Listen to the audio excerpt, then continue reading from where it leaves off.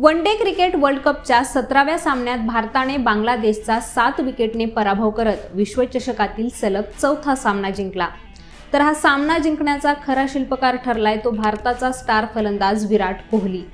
हा सामना विराटसाठी अविस्मरणीय ठरलाय, कारण विराटचे एकीकडे भरभरून कौतुक झालंय तर दुसरीकडे विराट सेल्फिश म्हणून सुद्धा ट्रोल झालाय।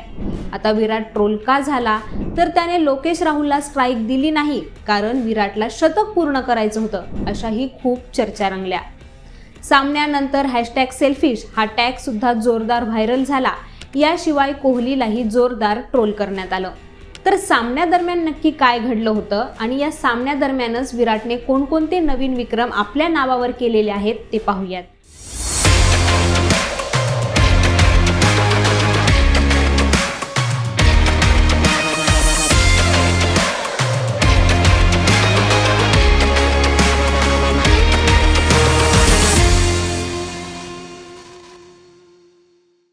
तर या बांगलादेश विरुद्धच्या सामन्यात भारताला सामना जिंकण्यासाठी जेव्हा 26 धावांची गरज होती तेव्हा कोहली 74 धावांवर होता आणि त्याला शतक पूर्ण करण्यासाठी सुद्धा तेवढ्याच धावांची गरज होती।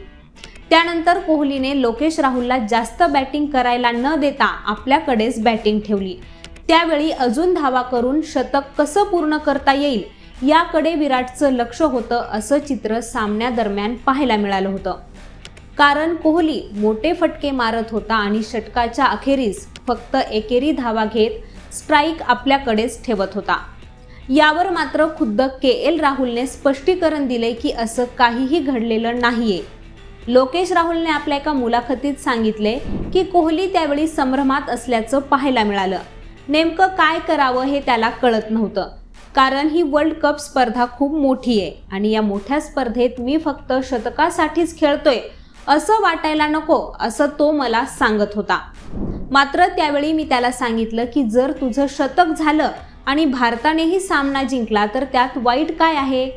ही गोष्ट विराट कोहलीला पटली आणि त्याने ही गोष्ट करून दाखवली आणि त्यामुळेच आम्ही त्यावेळी एकेरी धावा घेत नव्हतो।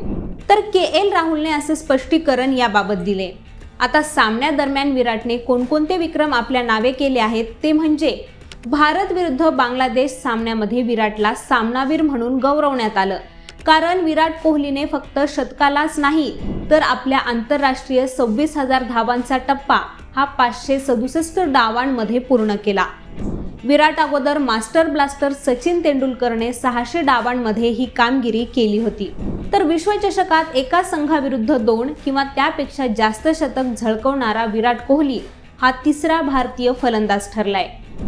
शतक झळकवत विराटने सचिन तेंडुलकर आणि सौरभ गांगुली यांच्या खास विक्रमाशी सुद्धा बरोबरी केली आहे।